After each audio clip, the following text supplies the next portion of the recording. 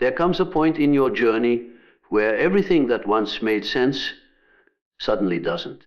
The routines that once felt safe begin to feel suffocating.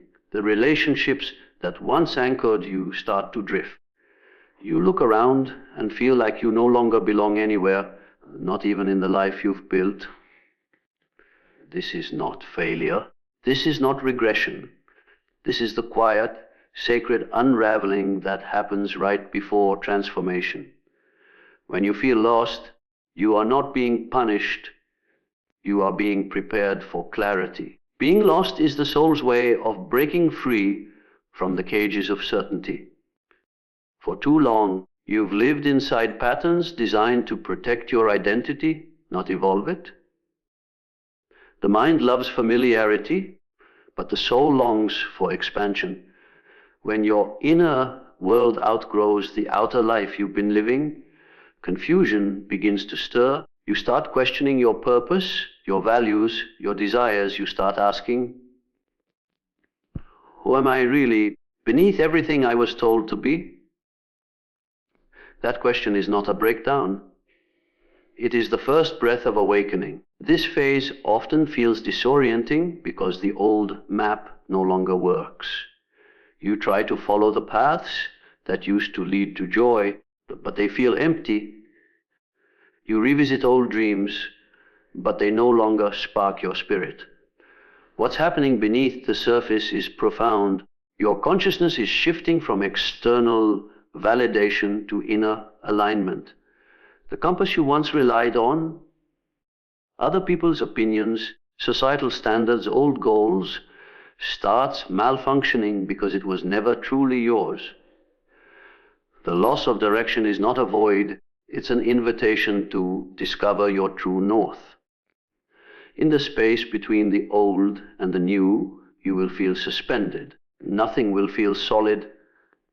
This is the soul dismantling your false sense of control so that authentic guidance can emerge. It's like being stripped of old armor, uncomfortable but necessary. Without that armor, you begin to sense the subtler dimensions of life: intuition, synchronicity, inner knowing. What once felt like chaos is actually the recalibration of your inner compass toward truth. During this period, you might feel distant from others. You may notice you no longer fit into conversations that revolve around comparison, competition, or complaint.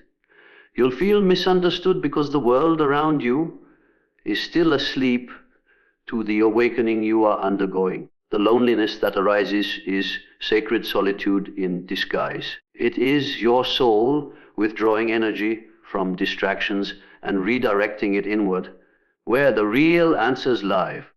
The silence that used to scare you becomes a sanctuary, a place where you begin to hear your own voice again. Being lost also means you've outgrown the stories that once defined you. You start recognizing how much of your life was built on fear, fear of rejection, fear of failure, fear of being seen for who you truly are.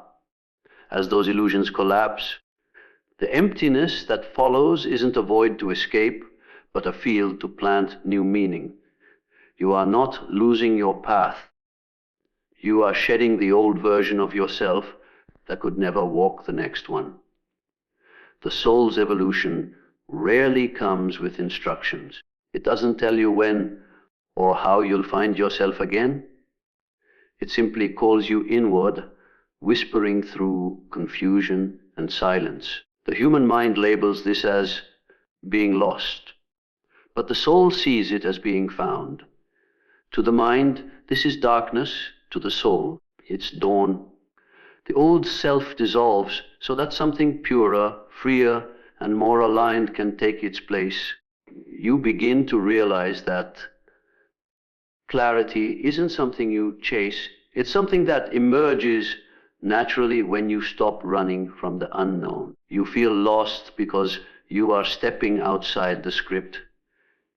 You are detaching from identities that were never yours. You are learning that peace is not found in knowing what comes next, but in trusting the intelligence guiding your steps. The truth is, being lost is not the opposite of being found. It is the doorway to it. It is the sacred inn between where your false self fades and your real self begins to rise. There comes a time in your journey when noise becomes unbearable. The conversations that once entertained you now feel hollow. The company that used to energize you begins to drain your spirit.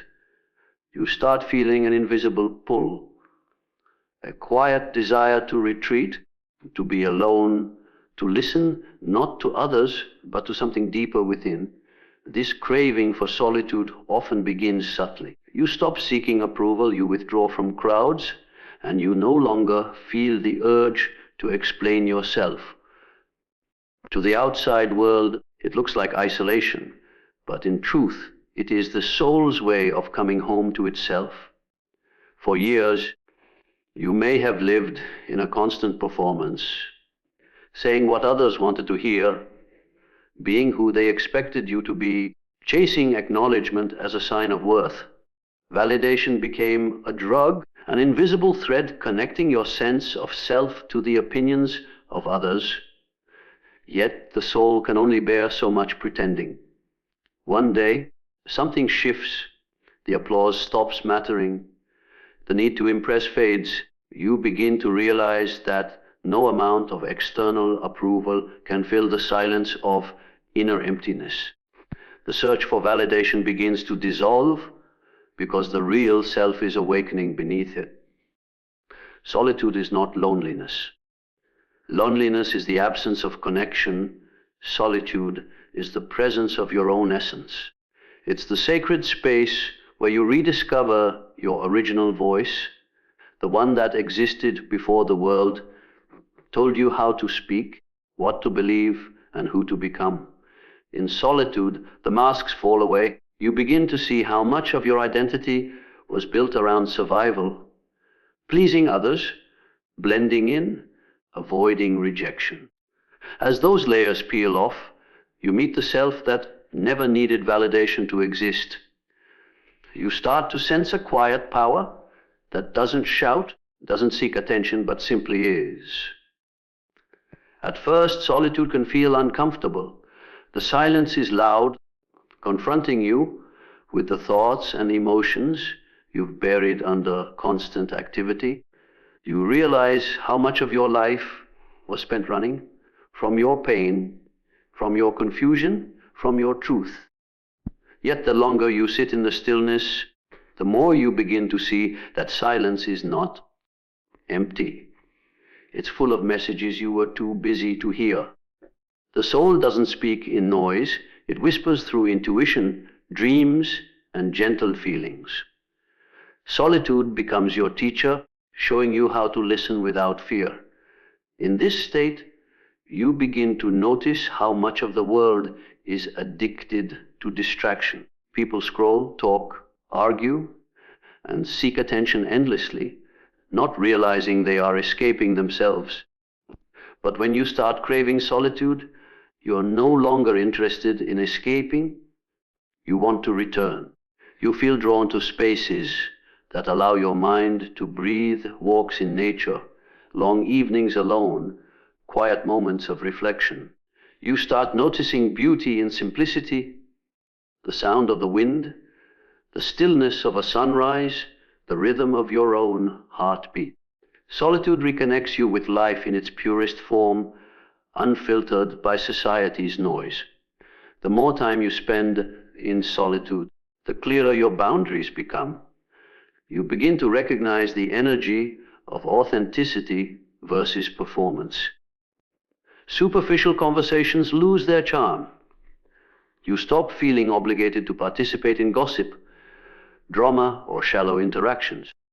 You become selective with your time and presence, not out of arrogance, but out of respect for your peace.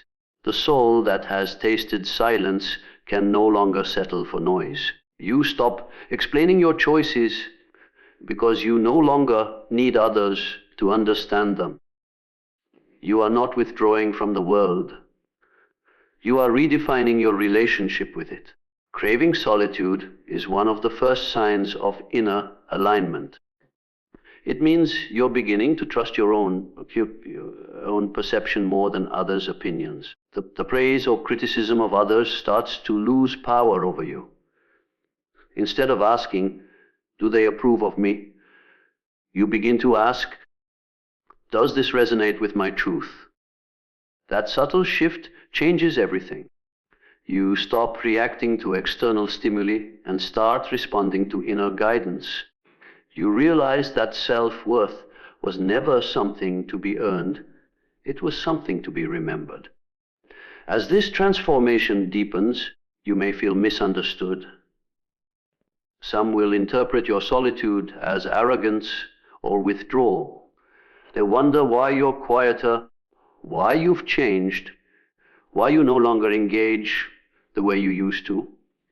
But that's because solitude reveals authenticity, and authenticity disrupts systems built on conformity.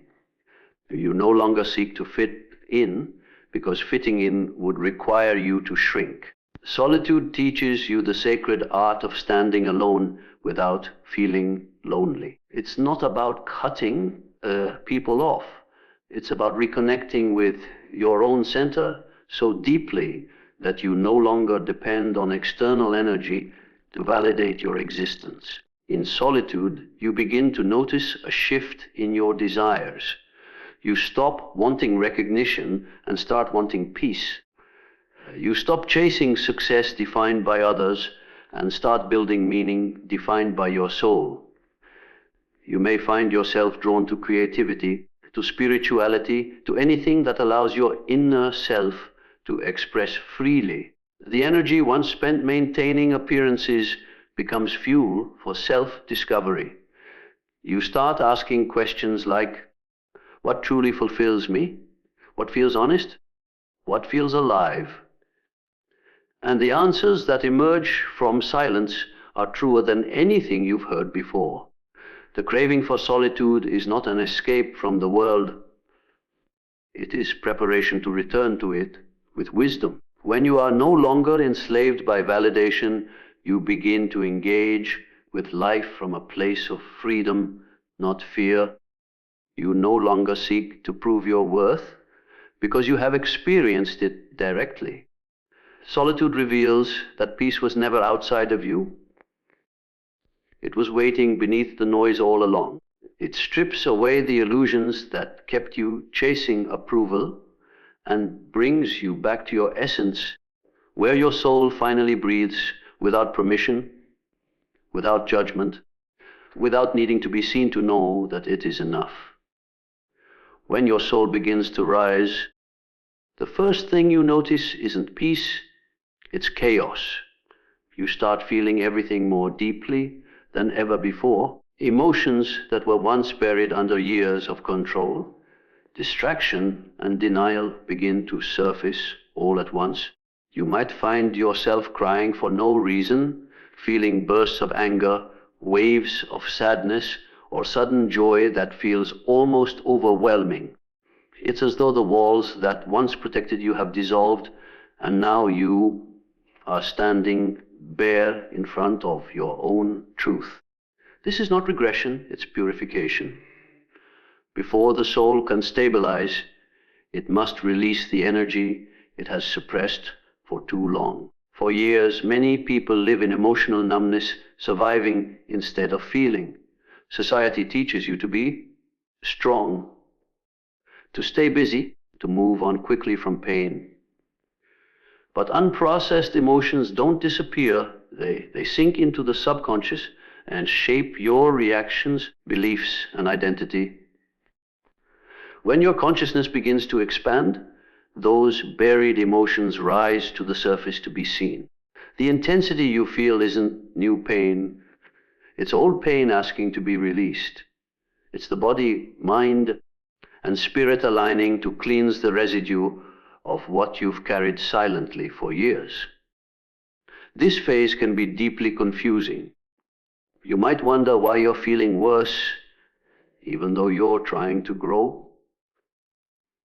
You may question why you're more sensitive now, why small things affect you so strongly.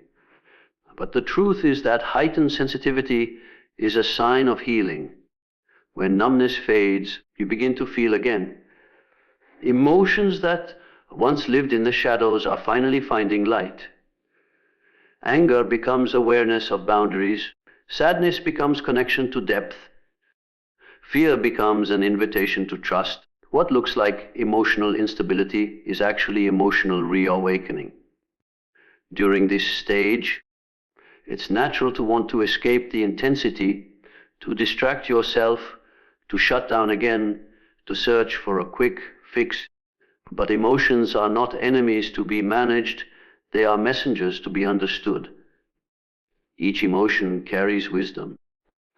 Anger might be showing you where you've been disrespected.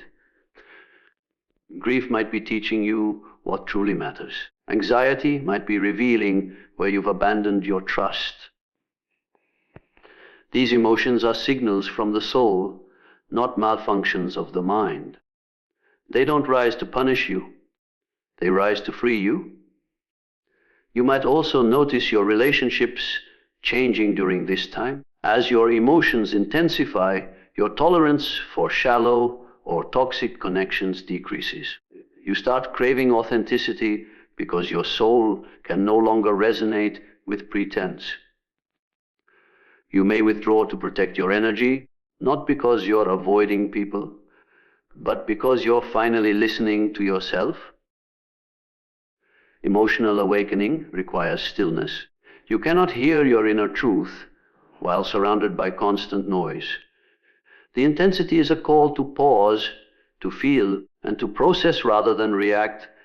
It's important to remember that emotional waves move in cycles. Just like the tides, they rise, peak, and eventually calm.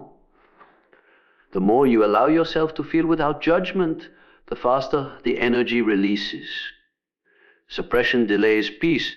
Surrender invites it. When you stop labeling your emotions as good or bad, they begin to flow naturally, losing their grip over you. What was once chaos becomes clarity. What was once pain becomes power. This emotional storm is the soul reorganizing itself. Old energies are leaving and new awareness is entering. The body may react, fatigue, tears, tension, restlessness. But these are signs of transformation, not weakness. The intensity is proof that something real is shifting inside you. The process is rarely gentle because truth rarely whispers at first. It shakes you to awaken you. The emotions that surface are not there to break you, but to strip away everything that is not you. As this process unfolds, you begin to notice subtle changes. You react less, observe more, and understand the patterns behind your feelings. What used to trigger you now teaches you. What used to overwhelm you now humbles you. This is emotional alchemy, the art of turning pain into wisdom. You realize that your emotions were never obstacles to peace, but the bridge to it. The intensity was never chaos. It was the energy of your soul remembering its strength. There comes a moment in every deep transformation when you begin to sense that something inside you is fading. The habits, beliefs, and desires that once defined you start to dissolve. The things that once mattered begin to lose their weight. You look in the mirror and recognize the face, but not the person behind it. It feels like you're unraveling, like the foundation of who you are is slipping away. This is the death of the old self, the identity built to survive, not to evolve. It's the collapse of everything you thought you needed to be. And yes, it's terrifying because the human mind fears what the soul embraces change. The old you is made of borrowed voices, the expectations of family, society, and past wounds. It's the version of you that learned how to adapt, how to please, how to protect itself. For years, that version served its purpose. It helped you navigate rejection, loneliness, and uncertainty. But now, your consciousness has outgrown its limits. You begin to feel the tension between who you've been and who you are becoming. The old identity starts to crack, not because something is wrong, but because the shell must break for the soul to expand. This process feels like death because it is a kind of dying, the ego's death. The ego clings to control, to predictability, to comfort. When life begins to pull you toward authenticity, the ego panics. It whispers, "You're losing yourself," when in truth, you're finding your real self for the first time. The fear that arises is natural. It's the mind's way of trying to hold on to familiar ground as the deeper self pulls you into the unknown. You can feel it in your chest, in your sleep, in your sudden resistance to things you once tolerated. Everything that no longer aligns starts to fall apart. You might notice this death showing up in subtle ways. The conversations that once entertained you now feel meaningless. The relationships that once defined your comfort start feeling heavy. Even the goals you once chased begin to lose their shine. It's not that life has become dull. It's that your awareness has risen beyond superficial stimulation. The old you needed validation, distraction, and approval to feel alive. The emerging you seeks truth, purpose, and peace. What once sustained you now feels suffocating because it belongs to a version of you that no longer exists. The death of the old self often brings grief. You mourn parts of yourself you thought were permanent. You feel nostalgic for the simplicity of who you used to be, even if that version was built on illusion. You might question if you're making a mistake, if you're changing too much, if you're losing touch with reality. But beneath that fear is liberation, the freedom of no longer needing to be who others think you are. This grief is sacred. It is the emotional release that clears space for your higher self to emerge. During this transformation, everything feels unstable. One moment, you're filled with inspiration and clarity. The next, you feel lost and uncertain. This fluctuation is natural because you're standing in the threshold between two worlds.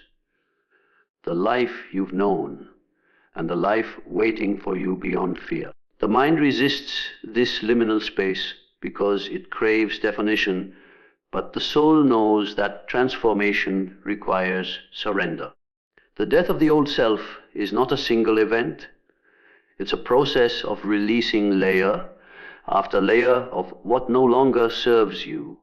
As this inner shedding continues, you begin to see how much of your old identity was built on fear. Fear of judgment, fear of failure, fear of being unlovable.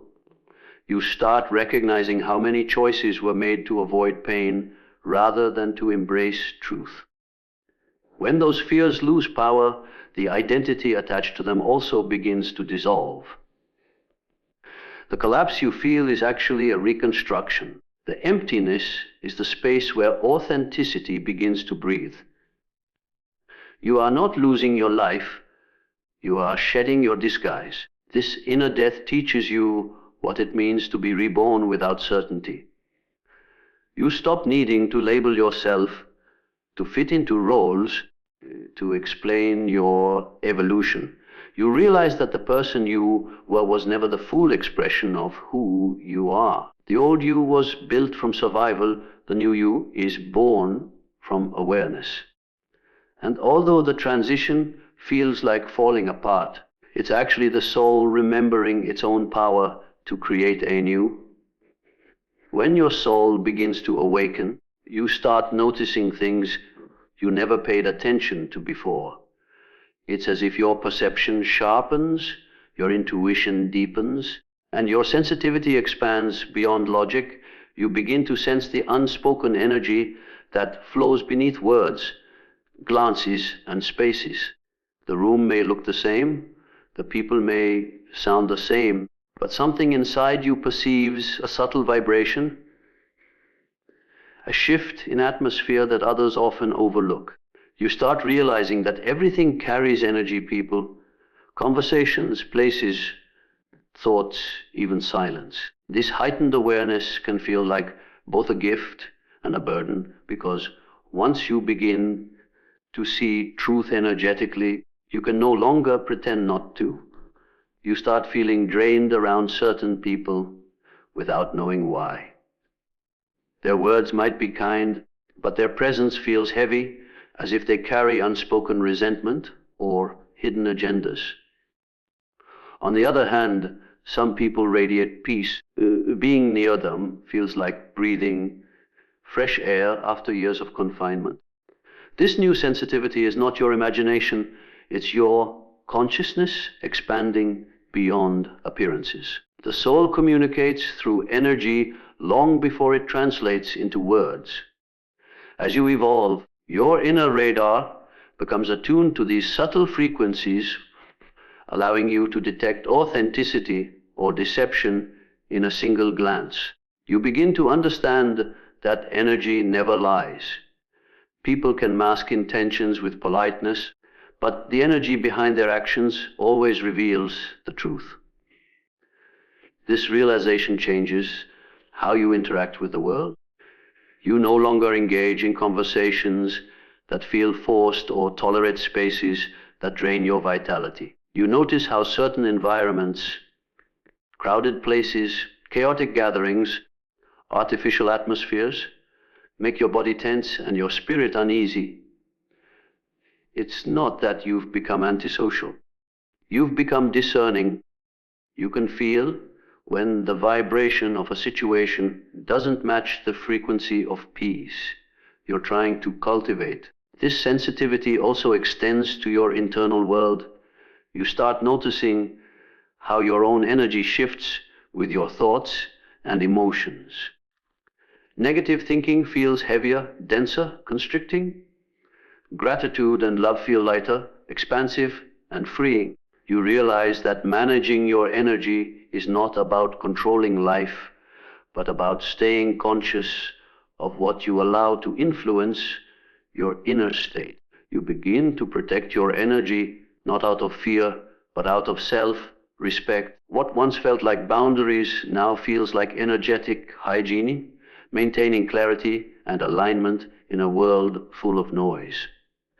At first, this awakening can be overwhelming. You may feel overstimulated, as though you're absorbing everyone else's emotions. You might find yourself needing more time alone to recharge or ground yourself.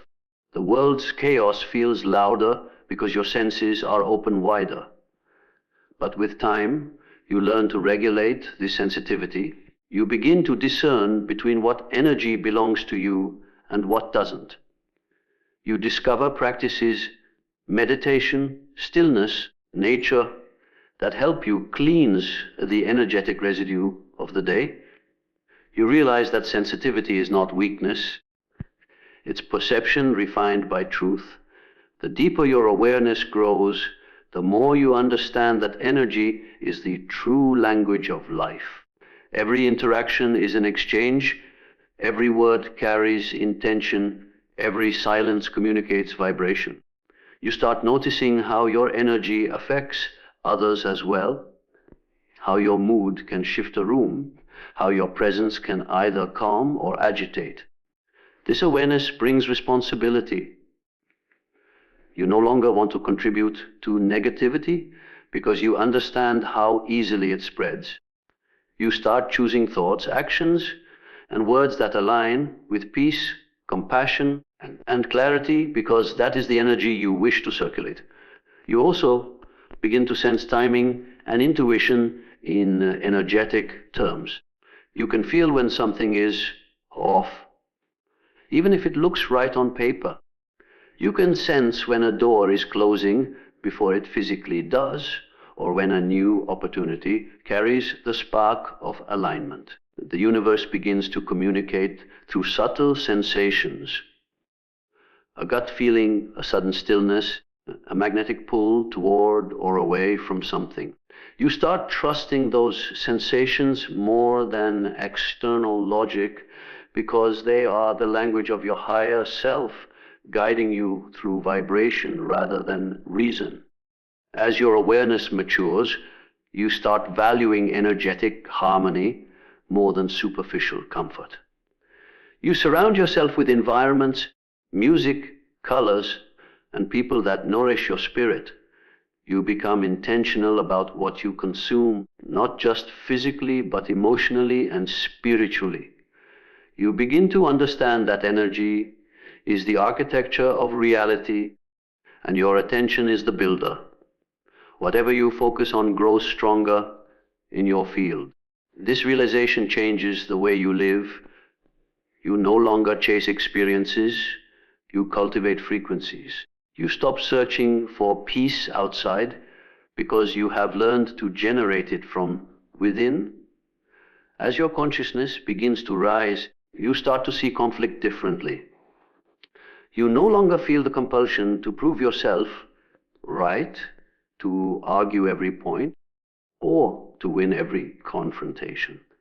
The constant need to defend your worth begins to fade, replaced by a deeper understanding that peace is far more powerful than dominance.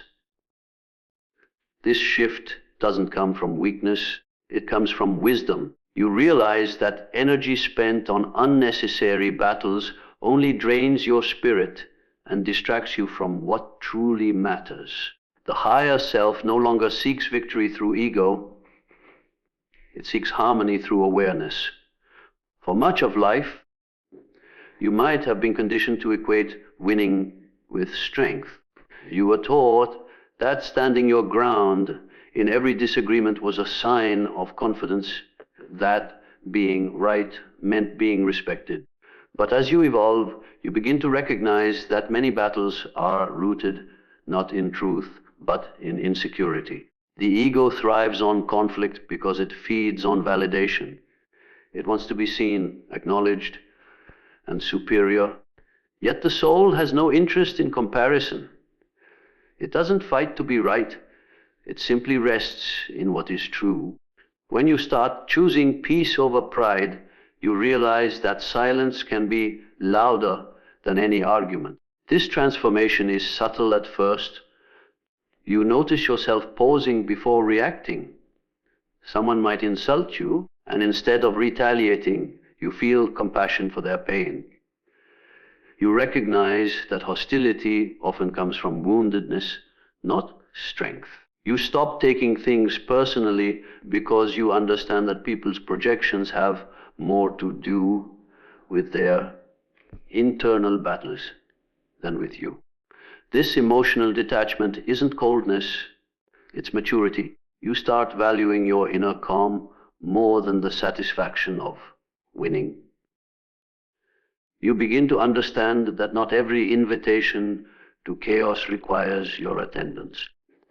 The need to win fades because you start recognizing the hidden cost of constant confrontation. Every argument steals a piece of your energy. Every debate pulls you back into the gravity of the old self. The more you engage in conflict, the more you feed the illusion of separation. When you rise in consciousness, you begin to see that true power doesn't shout, it radiates. You don't need to fight for your place when you already know who you are. The self that once sought to prove its worth begins to dissolve, and what remains is stillness, strong-centered and unmoved by noise. In this new awareness, you learn that not responding is not the same as losing.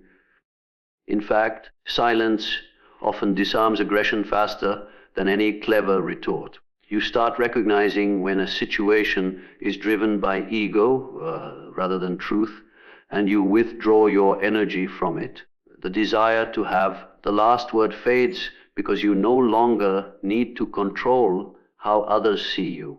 You understand that perception is a reflection of their consciousness, not a measure of your value. The peace you carry becomes its own form of authority, unspoken, undeniable, and unshakable. Letting go of the need to win also changes how you handle inner conflict. You stop waging war against your emotions, your past, or your flaws. Instead of judging them, you start integrating them. The internal battles quiet because you no longer divide yourself into good and bad. You realize that healing isn't about conquering your darkness, but understanding it. The same awareness that dissolves outer battles also transforms the war within. You begin to accept that peace isn't found through resistance, but through surrender, through allowing what is without the compulsion to fix or fight it. You start living from a space of grounded detachment. You can witness drama without being pulled into it. You can hear criticism without shrinking, and you can walk away from tension without guilt. The battles that once consumed you, arguments, competitions, power struggles, no longer hold your attention because they no longer align with your vibration. What you once mistook for weakness now feels like mastery. You are no longer interested in being right. You are interested in being free. The peace you protect becomes more important than the opinions you could win. As your consciousness begins to expand, reality itself starts to communicate with you in ways that feel almost magical. Patterns appear. Numbers repeat. Random conversations hold uncanny relevance to your thoughts. You think of someone and they message you. You dream of a place and suddenly it appears in your life. These are not coincidences. They are synchronicities, signs that your inner world and the outer world are beginning to align. What once seemed random now feels orchestrated, as though the universe is weaving your experiences with invisible threads of meaning. The more aware you become, the more these synchronicities multiply, guiding you toward the path meant for you. At first, these moments might feel strange or even unbelievable. You might wonder if you're imagining connections that aren't really there. But soon you start noticing that the timing of these events is too precise to dismiss. Synchronicity is how life mirrors your inner state. When your thoughts, emotions, and energy align with your soul's direction, the world around you begins to reflect that harmony. The universe doesn't speak in words. It speaks in symbols, timing, and resonance. You begin to understand that everything has meaning, that the unseen order behind existence is far more intelligent than logic alone can grasp. You start recognizing these signs everywhere. The same number appears on a clock, a receipt, a license plate, reminding you that you are on track. A song plays at the exact moment your heart needs its message. A stranger's words echo something you were just thinking about. These experiences begin to dissolve your old belief in coincidence. They awaken a deep sense of participation. You are not a passive observer in life. You are a co-creator in a dialogue with the universe. Every thought you hold, every emotion you nurture, vibrates into the field of existence and returns to you as synchronicity. As this awareness deepens, you realize that synchronicity is not about superstition or luck. It's about alignment. The more connected you are to your authentic self, the more fluidly life begins to move. Opportunities arrive without struggle. People show up at the right time. Guidance appears the moment you need it. This doesn't mean everything becomes effortless. It means everything becomes meaningful. Even challenges start carrying messages. You stop seeing obstacles as punishments and start recognizing them as part of a greater design moving you toward growth. Synchronicities also become a compass during times of confusion. When logic fails, signs appear to remind you that the path is unfolding even when you can't see the full picture. These signs might be subtle, a recurring image, a phrase you keep hearing, a repeated theme in your environment. The key is presence. The more aware and grounded you are, the clearer the signals become. The universe is always communicating, but it requires your attention to be heard. You begin to trust your intuition as part of this process, realizing that synchronicity and intuition are twin forces, the inner voice and the outer confirmation working together. The beauty of this experience is that it transforms your relationship with life. You stop feeling isolated and start sensing an underlying connection to everything around you. You begin to understand that reality is interactive, not static. The world is no longer a stage you walk upon. It becomes a mirror reflecting your consciousness back to you. Every event, every encounter carries meaning. The distinction between inner and outer begins to blur, revealing a unified field of awareness where your energy shapes your experience moment by moment. As these synchronicities multiply, gratitude naturally follows. You start feeling awe for the intelligence behind existence, the timing, the order, the subtle perfection of it all. You begin to live in rhythm with life rather than against it. Decisions become easier because guidance flows effortlessly when you're attuned to it.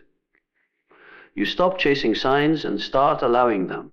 The need to control outcomes gives way to trust, and trust becomes the frequency that keeps synchronicity alive. You realize that the universe was never silent. It was waiting for you to listen. And now that you do, everything begins to speak in the language of alignment, timing, and truth. When your soul begins to rise, the world no longer feels like a battlefield. It feels like a mirror reflecting the wounds, hopes, and fears of the collective human heart. The sharp edges of judgment begin to soften. You start seeing through people's defenses and into their pain. Where you once reacted with anger, now you pause. Where you once sought to be understood, now you seek to understand. Compassion becomes your compass, not because you've become weaker, but because you finally become strong enough to feel deeply without being destroyed by it. Compassion is not pity. It's not about rescuing others or absorbing their suffering. It's a higher awareness that sees the truth beneath behavior. When someone lashes out, you sense the fear behind it. When someone withdraws, you feel the shame they carry. This sensitivity can be overwhelming at first. You might cry more easily, feel emotions more intensely, or find yourself moved by the smallest acts of kindness.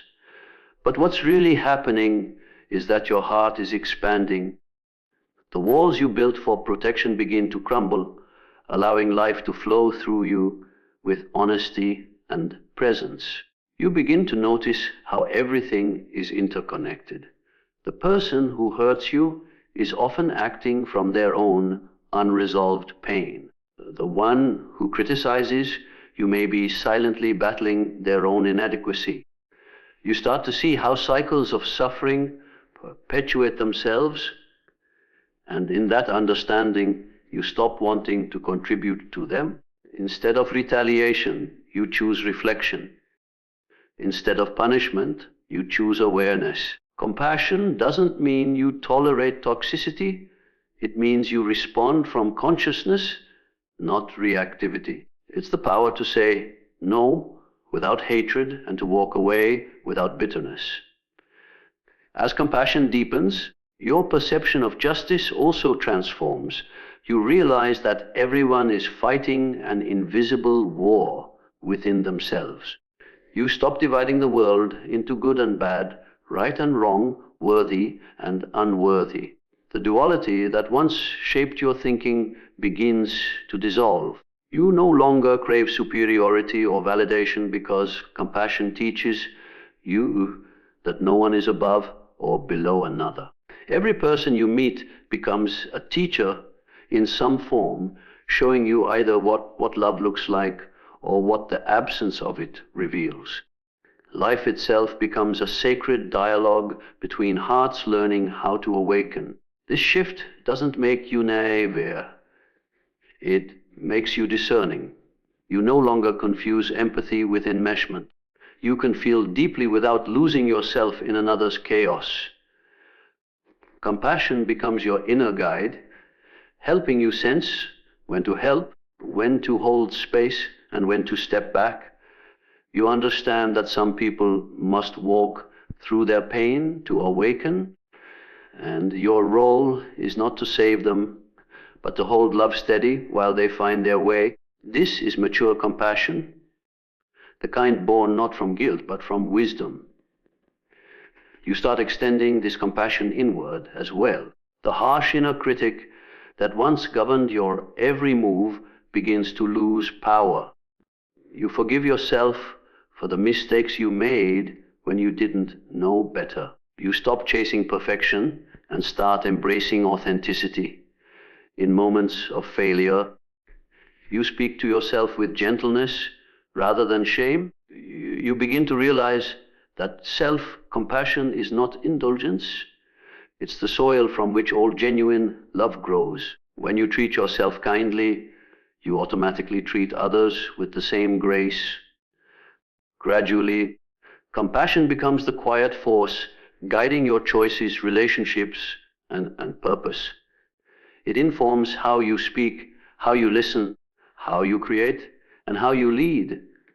You start valuing presence over performance, peace over power. You begin to sense that the true measure of strength is not how hard you can hit back, but how softly you can stay open in a world that often forgets how to feel. And as your soul continues to rise, compassion ceases to be an act. It becomes your natural state of being, the direction your heart always knows how to follow.